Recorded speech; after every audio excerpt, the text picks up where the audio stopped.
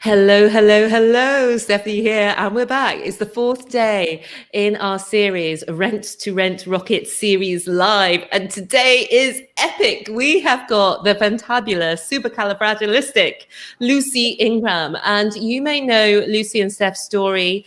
0 to 8 HMOs in a year, over 6 figures in turnover in a year, over 60K in profit in a year, and all last year in COVID. So it's an epic story. I know you're going to love it. And she's also going to talk about how they've moved on as well to property development as well, and all of the trials and tribulations in that. Before I dig in with today, I just want to tell you the reason why we're having these lives is we're on the countdown to the launch of the Rent to Rent Success book on Friday the 29th of January. So I'm going to be live here every day at 1 p.m. on the Rent to Rent Success Facebook page and also on the Rent to Rent Success YouTube channel. So the book is our Rent to Rent Success system. It's the 6 steps to consistent cash flow, the freedom to live life really on your terms. And if you want to be part of the pre-launch before Friday exclusive of the book, then go to renttorentsuccess.com/book and you can sign up there, but you better do it quickly.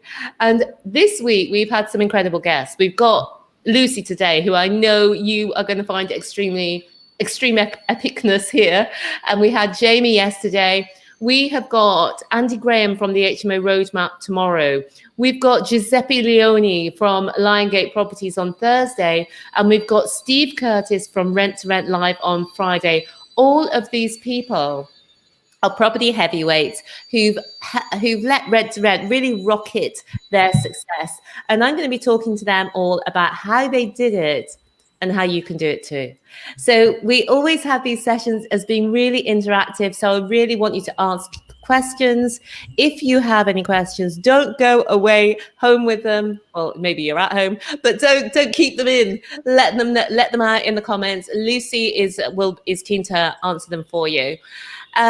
So let's turn ourselves back to Lucy and today and exactly what Ride Property is doing. So I gave you a summary earlier, and we're going to dig into more of this. 0 to 8 HMOs in just 6 months, actually, in 2020. And also, one of the things I love is very early on, they have outsourced all of this to property manager because they're both serving in the British Armed Forces.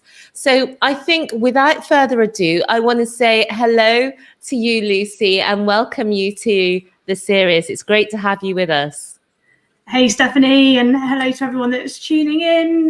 Yeah, amazing introduction. Thank you very much. Definitely feel a little bit nervous, I'm not going to lie. It's been a couple of, it feels like a little while since I've been on live in this forum. So, yeah, thank you for everyone that's tuned in now. I'm just going to give a little bit of a warning. I've got 2 Frenchy puppies in the background. So if you think that there's some weird and wonderful noises going on, it's not me after lunch. It's 2 Frenchy puppies, and they'll probably come on the screen in a bit. But I'm doggy daycare today. I love that. I love puppies. Who doesn't love puppies? And I'm going to say hello to Garaja, to Faye, to Anne-Marie, and to Nicole, who are all watching.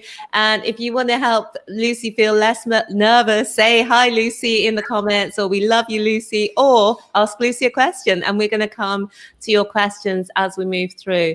So before we sort of get into the tremendous achievements that you've had last year in property, it'd be great to know a little bit about you and Steph, Lucy.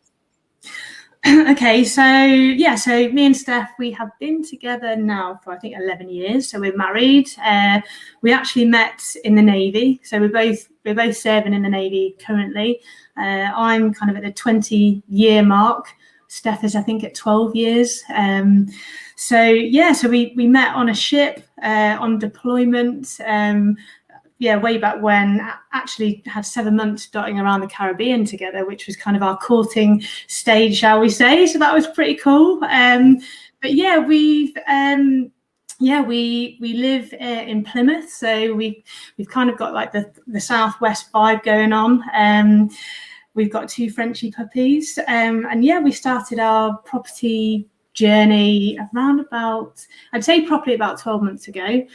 So we created Ride Property, which is our main buy and hold company. Around about 18 months ago, actually, I'd say for that one. We became the accidental landlord through both being in the military, both getting deployed, and kind of posted to different all four corners of the country. We decided to pick a place in Bicester. Actually, we put a pointer in the map and said, right, that's in the middle.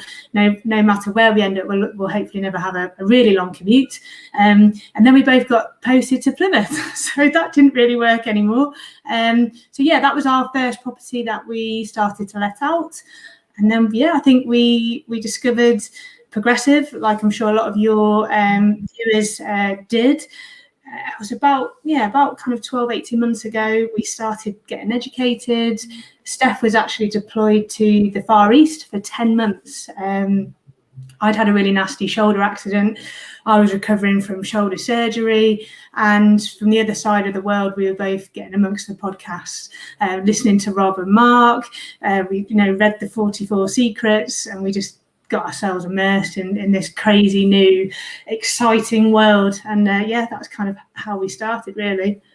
That's fantastic. So that was 2018 that you immersed yourself. Yeah, that was, and one on one side of the world and the other. And I just want to call out Garaja saying, I love your content. I love you, Garaja. Thank you. And we've also, Garaja wants us to talk more about outsourcing. So later on, we're going to come back to that. So remind me, Lucy. And Amin saying, I want to join and need to know how to get set up. Yes, I think that you mean you want to start rent to rent, Amin. Okay, so you find out all this stuff. Your eyes are opened to what you could be doing apart from buy to let. It's very similar to Jamie's story yesterday. So what was your first step? Because it can be so overwhelming. You get all that information from the training and then you think, what do I do next?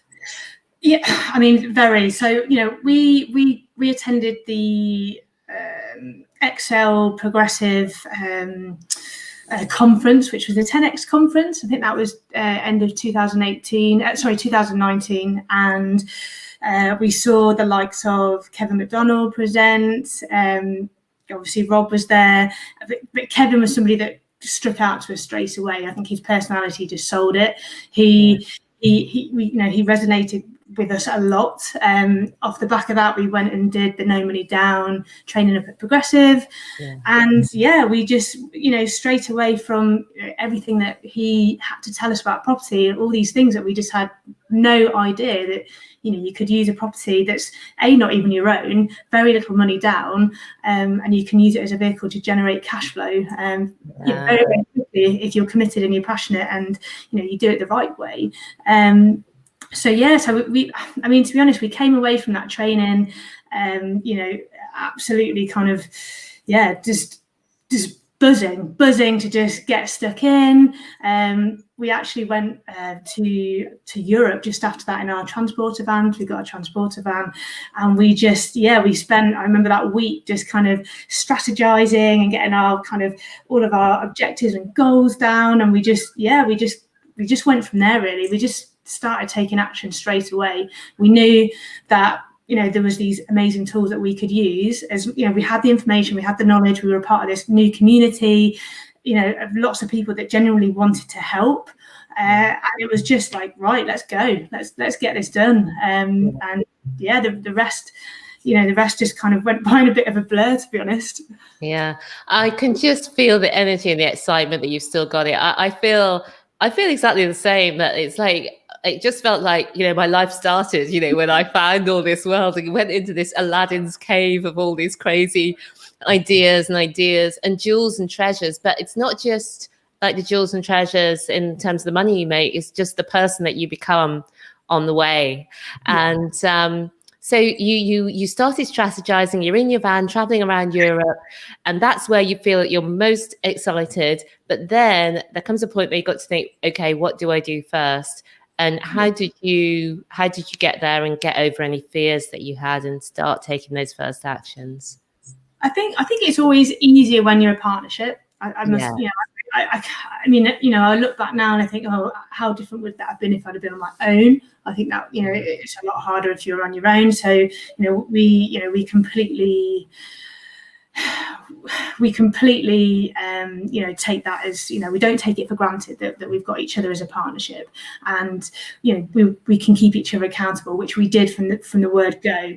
And we set our goals. We knew that we needed to get our message out there, so we needed to get amongst the community. We needed to tell people what we were about from the beginning, and we did our best to try and to put ourselves out there, keep it real, and put our brand out there. So everything that was important to us, so traveling, being in the mountains, kind of just enjoying the ride. So that's very much kind of our mantra for anyone that is online that maybe has followed me and Steph. Enjoying the ride. It's a destination. And you've got to enjoy it. And I think once we knew that, and once we had our brand in our mind of what we wanted to put out there and what we wanted to offer our clients and people that we worked with, and essentially our tenants that we wanted to get on board, we just took action. And it was very, not very straightforward, but there's a list of things that you can do. You need to go and find where these properties are, go and start building relationships, getting the HMO register, getting your kind of letters done, getting your flyers done, getting your business cards, going visiting your agents, just building rapport, and being honest, being transparent, and just building relationships. And I truly feel that the first kind of 6 months was all about that relationship building, and that for me was kind of what put us on track. Okay, we have had a phenomenal question today from Nicole, because we're just talking about you starting off, and Nicole has asked, I can actually put it on the screen. Nicole has asked, what was your biggest challenge in your rent-to-rent journey? Especially at the beginning, I'm interested in, and how did you overcome it? Biggest challenge in the beginning. I mean, I would say the biggest challenge when I get asked the question is, I think it was almost, and it might sound ridiculous, it was almost scaling too quickly, and essentially not having the time in between the deals to reflect on what we'd done, mistakes that we'd made, how we could do things better the next time. And for me, that in the rent-to-rent journey, and we're still, we just kind of tipped over. We're just in our first year worth of accounts for Ride Lifestyles, which is our rent-to-rent property management company. And it was that, it was kind of going, it was almost going too quickly and going, oh God, okay, we've not implemented. So for me, that was the biggest challenge, and something if we could have gone back in time, I would have just slowed down a little bit, because all that did is just kind of probably cause unnecessary overwhelm. So I think overwhelm maybe in the beginning was the kind of biggest thing to try and overcome. And I kind of going back to property and how it's introduced me to all these new things. And I think one of the main things it has introduced me to is mindset, and how, trying to overcome, I never really thought about mindset before I found property, and I'm by no means a guru in mindset, and I get it wrong, and I'm really sensitive, and I'm quite reactive sometimes, and I wear my heart on my sleeve, and so I'm always trying to kind of improve myself in that area. But mindset is certainly something that's helped me, or improving my mindset has helped me to overcome those challenges of overwhelm. And I guess sometimes maybe, thinking you're not good enough, mistakes you didn't, looking back at all the negatives. So so mindset, I think, is the one thing that's really helped to overcome those challenges in the beginning. Yeah, well, we need to actually talk about how you got all this fuel on the fire and you've got too many deals. That's not how most people experience. But I just want to call out, we've had two phenomenal comments here. Lucy, you're so popular. Cheryl has said, Lucy and Steph have grown their profile massively. They give so much back to the community. They deserve all the success they have achieved. They are such great role models. And we've also had Sean, who said, these ladies are inspirational and genuinely take the time to respond to so many.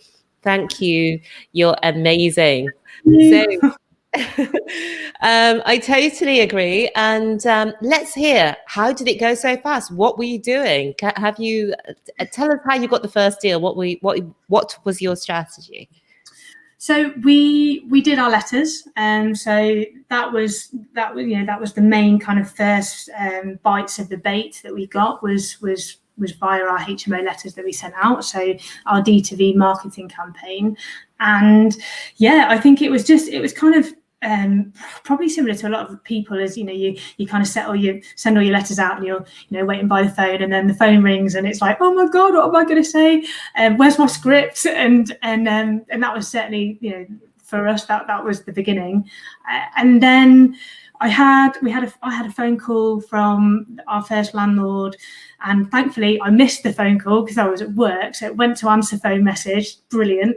So I got to listen to the message, and really friendly guy, really down to earth, said, oh, I've got this property, I've got your letter, I really like the way it's kind of laid out and how you guys come across.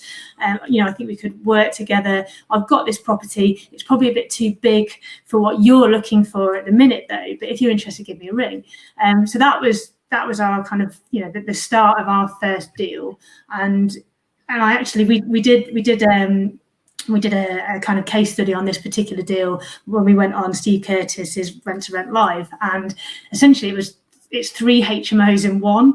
So 3 separate dwellings, one humongous building, 15 bedrooms in total. And that was our first deal, which was overwhelming in the beginning, because it was, kind of the answer is always yes, what's the question kind of thing. But essentially we took over that property. We did manage to stagger it, and we took it over 3 different stages, month by month. And that was our kind of first, that was our first deal in the bag. Wow, I love that. That was a bumper one. I love the way you tackled that. You staged it, and was it empty or was it partially tenanted? Or so as we took it over, it was empty. So each kind of dwelling was empty. We took it over, and then we refurbed, and then we moved on. So thankfully with those 3, they were all empty as we went through. And something that, again, when people have asked me about challenges that we've had, I think that would be, being completely honest from our point of view, taking over HMOs with tenants in has been hard, and hats off to anybody that kind of does that on a regular basis. But for thankfully for that first kind of deal, all of them were empty, which was good. Okay, we like the ones with tenants in, but I know what you mean. But they can be tricksy. But here's another great question. So Andrea says, as a new starter in rent to rent, how did you respond to landlords knowing that you did not have testimonials in the beginning? Yeah, that's a really good question. And I think, again, I just think be yourself, be transparent, be real, and build the relationship with the landlord, being honest. And I think that they will kind of respect you so much more for that. And actually, there's lots of good things about, being new, because, you can give those properties so much more attention than if you're, a big outfit.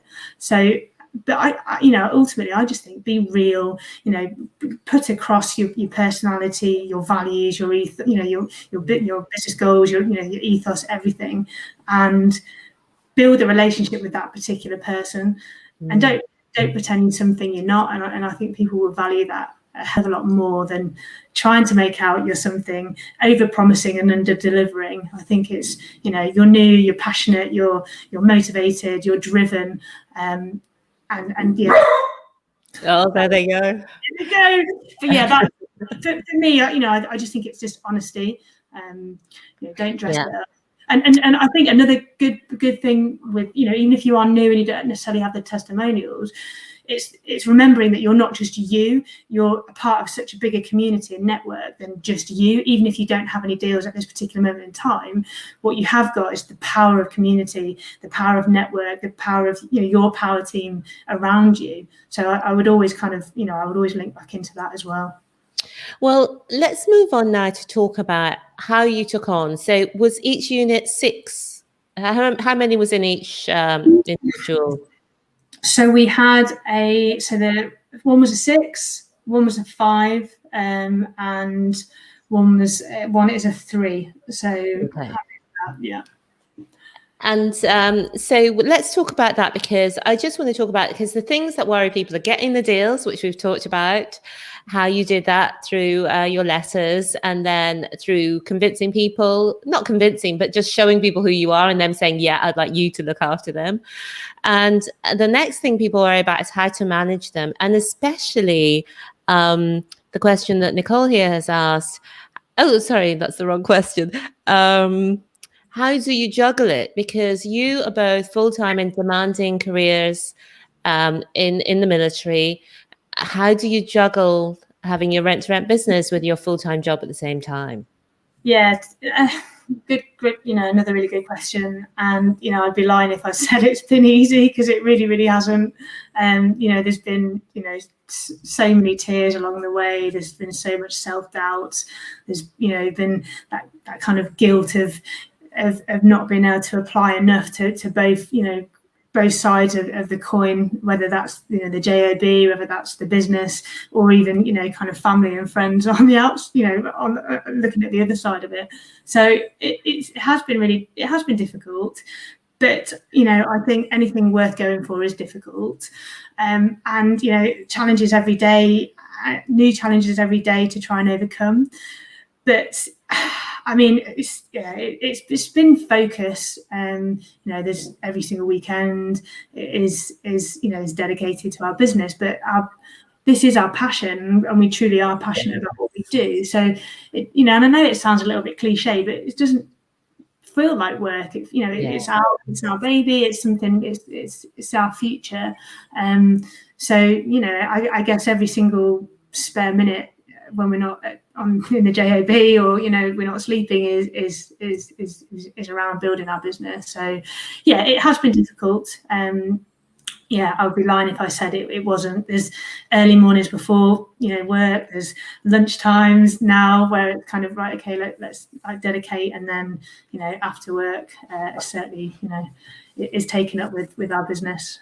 And it all depends as well, Luce, how big you want to take it. Because say if you had just decided, you know what, I'm just going to take on 2 or 3 HMOs, £500 each profit, £1,500 a month, 60, is it £90,000 over the 5-year periods, as on the side for money for investments, then you've got a different lifestyle. But then you have grown your business to over 6 figures within that first year. You stepped away, you've outsourced, and those obviously bring challenges, because as I was saying to you before, most businesses in the UK do not hit even the VAT threshold of £80,000. It's something like over 80% of businesses never hit that. So to hit that in the first year obviously takes some doing. And the other thing that people have been interested in, and Garaja is asking, is tell us about the process of outsourcing, because obviously you are both full-time in your work. You've got this big portfolio. You've got over 60K of income that's profit in your business, in your rent-to-rent business. How are you doing all that? So yes, we definitely get help to do that. And we understood and appreciated the power of leverage very, very early on. We got ourselves a VA pretty early doors to help us with our social media mainly, and a few of the kind of tasks. But we did that fairly early on, and I think it was even maybe in month 3 or 4 that we got our VA, and then I think it was probably another 3 or 4 months later that we thought we need help. There's no way that we're going to be able to scale this business, keeping our sanity, and without help. So the mission was always quite clear that we were going to do that. And actually, if we could go back in time, I would have done it earlier, or we would have done it earlier, because I guess it's different for different people. We're in a position where we both have a good steady income. So, we're not necessarily always relying on, the profits to live, which I appreciate a lot of people are. So, we understood that, there was a powerful leverage tool there to be had, and we were in a position to be able to do it.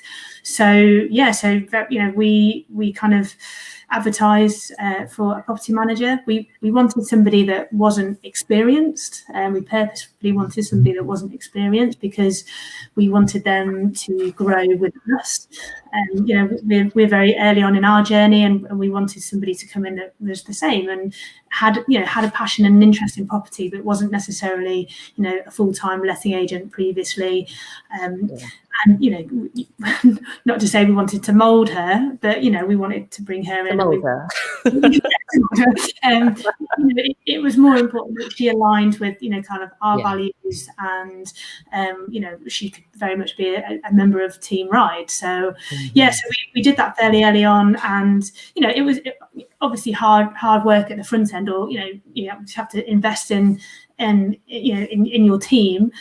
And absolutely wouldn't look back. And she takes away a lot of the tactical kind of day-to-day details. I would be lying if I said, we've got a property manager and we're 100% hands off, because we're not. We only employ her for a certain amount of hours a week. So, we're not in a position yet where we've got a 24-hour, kind of recall system. So we're definitely not 100% hands off, but we're definitely driving towards that. And one of the goals for this year is to get ourselves to 80% hands off. That's one of our goals for our rent-to-rent business for this year, which I know that we will achieve that. With I would like to think within the first kind of second quarter of this year we'll achieve that. Yeah, great goals, great insight. I really agree as well. Our first permanent hire. Did you? I'm always curious. Did you go self-employed, or did you employ someone? So she's contracted. So contracted hours. Yeah. We got somebody who was an apprentice at the time, and there was a government training scheme, and it was the actual first proper job, and it's just worked out brilliantly. And he's been with us for 3 years now, and he's now gone up to assistant property manager. But when you first take somebody on, you just think, oh, it's going to be awful. They're not going to be able to do it the way that we do it. It's going to be this and it's going to be that. But it is, as you said, it's totally life changing. It's a game changer, and I wouldn't be able to do half the things we do if it wasn't for that. But I'm so impressed by what you've done so far. While we're talking about this outsourcing, I'd love to talk to you a bit more about the branding. Who's the branding guru then? Is that you, or is it Steph? I think it's both of us. I think it's both. I mean, I think Steph probably is the more arty one. She's definitely the more analytical one, but she is actually more the arty one as well. I think I'm the doer. I think that's probably fair to say. I'm the kind of, I'll kind of put myself out on social media more kind of confidently, I guess, than Steph will. Maybe comes a little bit more natural. I'm the one that's kind of chasing down trades and kind of a ball of fire. And I'm probably, and again, like I mentioned already, I wear my heart on my sleeve. I'm quite sensitive sometimes. Like, I can't, my poker face is ridiculous, rubbish. But Steph is the more kind of calm and collected. She's analytical. If something comes, if an opportunity presents itself, I'm just like, yeah, let's do it. And Steph's like, let's just take a breath. So we do dovetail each other quite well. But yeah, I would say Steph naturally is the more arty one. I probably do more of the Canva stuff for our any of the social media that we put out. But yeah, I guess we're kind of both really. But the branding came quite naturally. The mountain is that we always knew it was going to be around a mountain, because we both competed at quite a good level at snowboarding, and up until kind of COVID, we'd normally spend around about 10 weeks a year in the mountains. So that was always going to be our brand. Our logo was always going to be a mountain. So yeah. I love that everybody brings their own unique perspective and their own unique flavor, and that's just so important. When you're learning something, to learn from people who you really resonate with. And that really comes across with what you do and the outdoorsiness. But also, not only that it's just outdoorsy, it's that the mission behind that is to, live a good life and enjoy every minute of it. So I know you're on Instagram as well. Do you want to just let people know where they can find you and catch some of this mountain vibe? So we're I say probably I'm the more prominent one on social media than Steph. I have to prod her and give her a poke to engage on social media. But yeah, so you can find me on Instagram. So I'm Lucy_Ride Property. We've got our own Facebook kind of community, Ride Property community, which I think we're almost at 900 members in the group now, and we only started that back in the summer. And again, it's just like really friendly, kind of chilled vibe where people are just helping each other. There's no upsells. It's just a nice friendly space. I'm on Facebook. I've got a YouTube channel, just Lucy Ingram. You'll find me. Yeah, and we will have some links in the show notes as well. And Nicole's asked another great question. Well, I'll give both of them. So Anne-Marie's asking, did you have a website when you started your business? And related to that is, how important is social media for your business, and how effective was it early on that Nicole has asked? So the website, we actually, so Steph, and I can't take the credit, Steph built the website, our first iteration of the website, when we were in Austria. We were in Meerhofen on a snowboarding holiday, and that was right at the beginning. And Steph pretty much created that. And then we've since kind of updated it, because it was one of them when you get somebody emails you from your website, and then we thought, oh my god, people are still looking at that, it's so out of date, we need to do something with it. So we've spent some time kind of just bringing that up to I guess where we are at the minute, in kind of trying to attract the right people, and just giving a kind of good overview of what we're doing now, I guess. Social media, it is so important, and again, it's cliche, everyone says it, tell people what you do, but I think for us it's always just been kind of just try and document what's going on, and I think naturally you go through waves of being, well, I do anyway, certainly, being on it with social media and lives all the time, and going into all the different groups, and kind of just getting the message out and telling people who you are and what you're doing. And then there's other times where life gets in the way, and then I get the guilt because I'm not doing it, or I'm not replying to people as much as I should be. And it's that it's that tail wagging the dog as well, because the more you put yourself out on social media, the more that people will naturally gravitate towards you, and want to connect and want to ask you questions and want advice. And social media, we've got via social media, by getting the message out, we've got over £100,000 now worth of investor finance. And that's that's from the power of kind of getting a message out to even if it's friends, family, wider network, documenting the journey and just kind of showing people what you're all about, really. So I think it's really, really important. But I think it's really, really important to be yourself from the outset, because if you're being really being yourself, and you can never trip yourself up, you people are always going to see what they get, and you're just going to be consistent.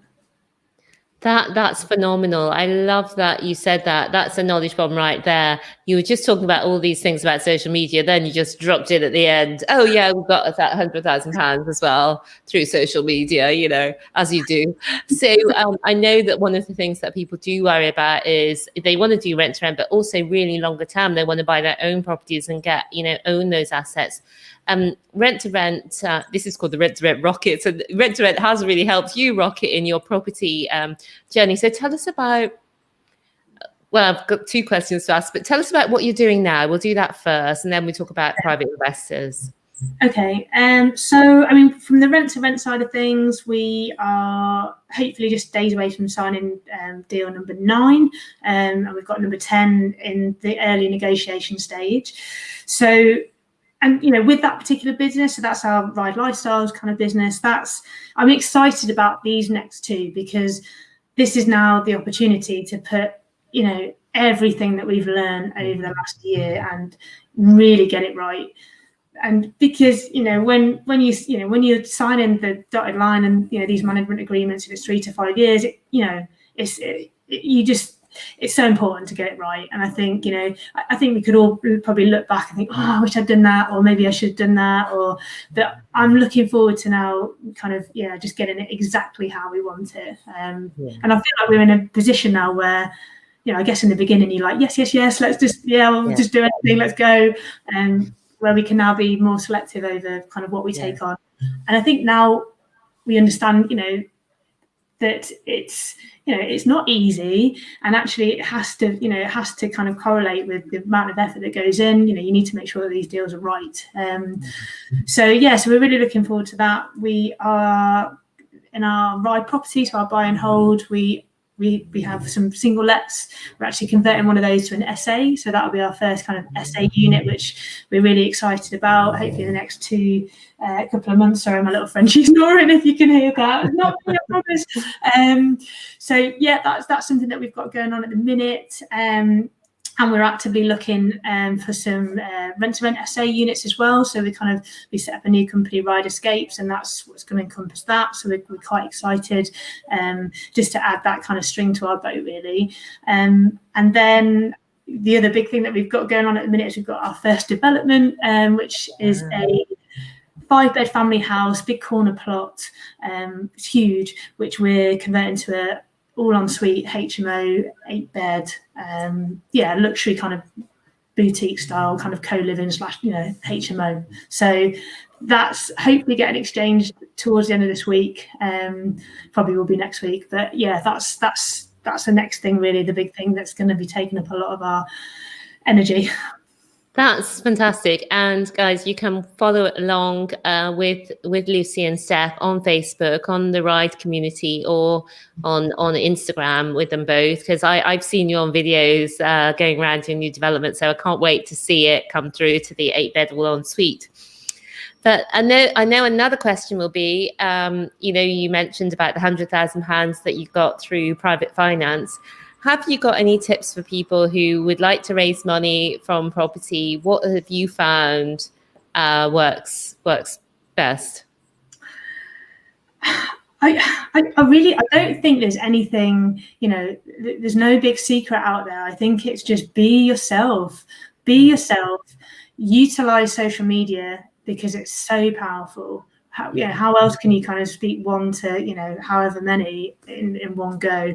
Document everything you do, but don't always make out that it's easy. Again, don't try and be something you're not. Just document an honest journey of the highs, the lows, everything in between. What you're about, what makes you tick, and you will attract your vibe attracts your tribe. So people will naturally gravitate towards you, and I think even if people are, maybe they're posting on social media and they think that, people are not really engaging with me, I'm not getting loads of likes or loads of comments, like it doesn't mean people aren't watching you. So people will be watching. So I think in terms of investor finance, kind of get yourself out on all the platforms. If you want to start doing things like ads, or you want to start in funnel, trying to attract people for databases. I mean, that's not something that we have done yet in terms of, kind of that side of things. It is something that we will do. We haven't needed to yet. But I just think social media is just the place where you can, and actually think more at home as well. So you've got your friends and your family, and make sure you tell them what you're doing, because I guarantee you they've got money. Some of them have money, and with the state of the world at the minute, interest rates, if you can offer a decent return, they know, like, and trust you. They've watched your journey. They've kind of seen you get, or seen you invest in your own education. They've seen you invest in your network. And it's just a no-brainer. Well, thank you so much for coming on, Lucy, and being such an inspiration. It's phenomenal what you and Steph have achieved within the last year. And like you've got so many fans on here commenting, including the dogs. But what with you, just as we bring it to a close for today, is there any inspiration that you can offer to people who are watching or listening and just thinking, oh, I'm not sure if I can do it? What would you say to them? I would say pick something that you're passionate about for the first and foremost. So, pick a strategy, whatever that may be that you're going to be passionate about. And I need to bring her on. She needs to say hello. I would say pick something. The next door dog is going off. I'm going to go and get them. Oh, right. Okay. Oh, look. But yeah. Okay. Oh, look. This is the first time we've had a dog on the show. It's the only way we'll get her to shut up. But yeah, I think pick something that you're passionate about. Get yourself in a good network, get yourself in a good community, get in a good Facebook group, get the right people and the support around you, and work on your mindset. Work on if that's something that you need to work on. Be honest with yourself. Look at yourself. It's something that I have to work on daily, and it's something that I will continue to do so. But I think if you put yourself in the right space with the right, people around you that kind of, motivate you and inspire you, and I don't think there's anything else really that you can do. I think the right people around you, pick the right thing that you're going to be passionate about, and just work on your self-worth, work on your mindset, and the rest will come. Yeah. Oh, that's a fantastic way to end today's show. Thank you so much, Lucy, for coming on and giving us the nuts and bolts and some real nuggets and insights, but also that really important message. Well, a few important messages. One is to really work on your mindset. Another one is the importance of just being yourself, and also about building relationships. And I just wanted to join with Anne-Marie and others who were commenting. Thanks so much for sharing. So thank you, Lucy, and also thank you for watching and listening. Can't wait to see you tomorrow when Andy Graham will be joining us. But for now, it's goodbye from Lucy Ingram and goodbye from me. See you soon.